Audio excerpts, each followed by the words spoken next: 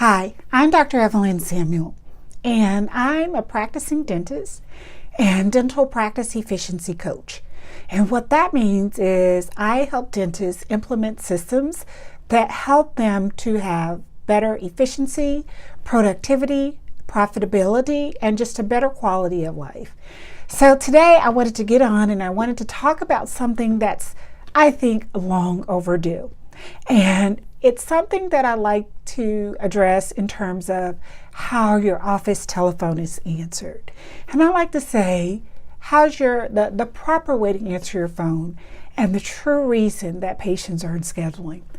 Oftentimes, it's something as simple as the phone is being answered incorrectly. So let's say, for example, you have a team member that's been with you a really long time. They're really friendly and all the patients love them. You invest a huge amount in marketing to get your phone to ring. Your phone rings and you're just wondering, why are no patients scheduling? And it's oftentimes simply the fact that the front office is just not answering the phone correctly. How do you answer the phone correctly? And yes, there is a correct way to answer the phone.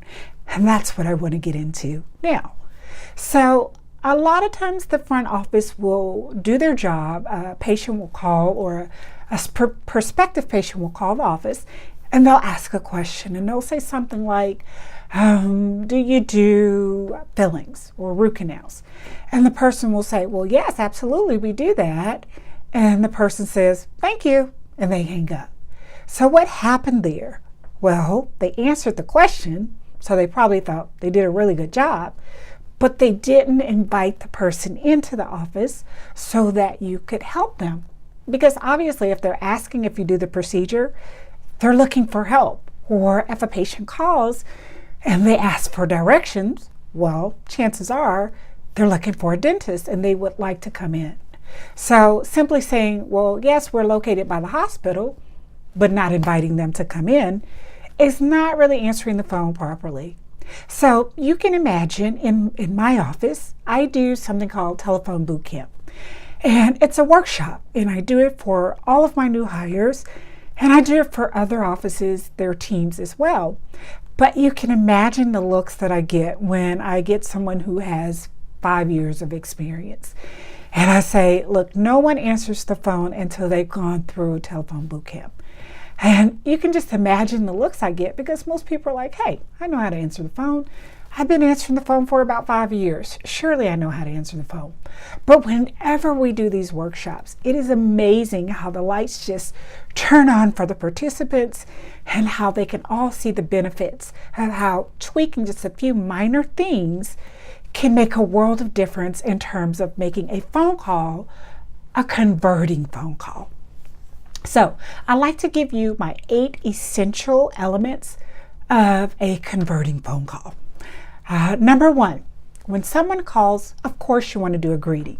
Well, hello, of course you want to do a greeting.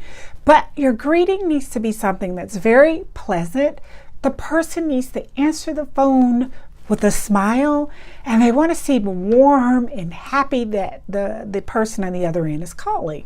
Because let's face it, the front office person or the person who answers your phone is the very first introduction to your practice. And if they don't make a good impression, then the person is not going to schedule. And they're going to judge you based on how that person answers the phone. So the first essential element is the greeting. And it's simply something like, good morning, thank you for calling the best dentist office in the world. My name is Cindy, how can I help you? And so you're warm and you're smiling, and the patient feels that warmth on the other end of the phone. The second part of a converting phone call is simply saying, I like to say an introduction. So the introduction there again is, there's a greeting, good morning. The introduction is, my name is. So you want to always introduce yourself and say your name so that the person knows who they're talking to. Once you do that introduction and you say the next step, which is the intent, how may I help you? Or yes, I can help you. You want to convey to the person that they've called the right office.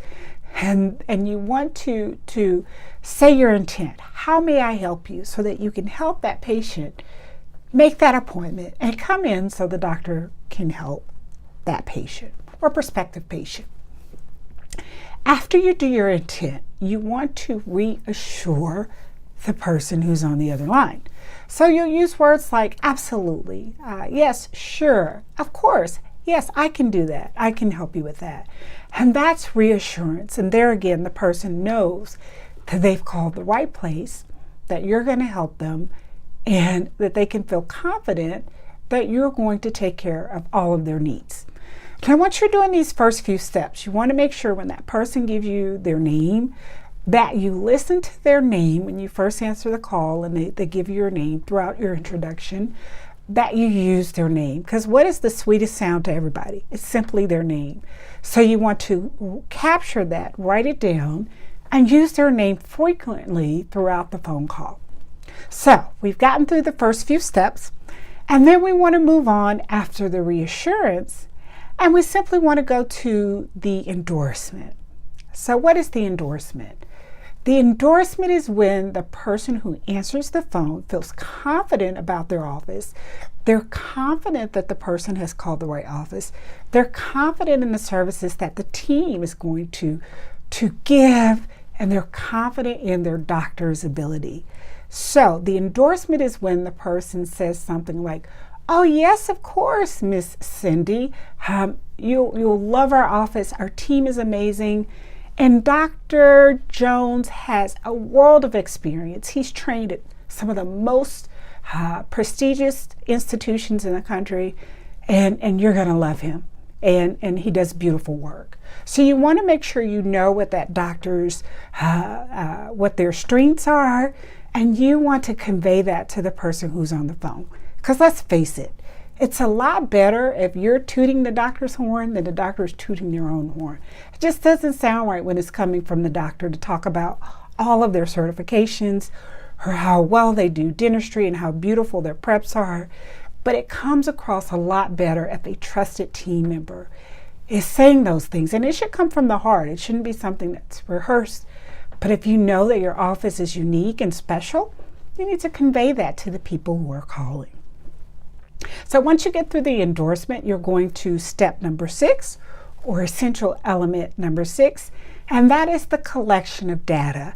So by this point, you've collected that person's name and you're using that name. And once you've gone through you're going to love our office, and I can get you, let me get a little bit of information about you. You're going to take down as much as information as you can about the person who's calling and what they're calling about. After you collect the data, and that's going to be something like why they're calling, what do they need, is it an emergency appointment, and so forth and so on. So you're collecting that data so you know exactly how to schedule them, you know what their needs are, and you know that you can meet their needs. From there, you're going to offer the invitation. So you've gotten the data, you know what they're calling about, and you're going to offer the invitation to come to your office so that the team and the doctor can help this person. So yes, Miss Cindy, we can help you, and we have an appointment available tomorrow morning at 8 a.m. So you see what I just did there? I actually directed Miss Cindy into the appointment.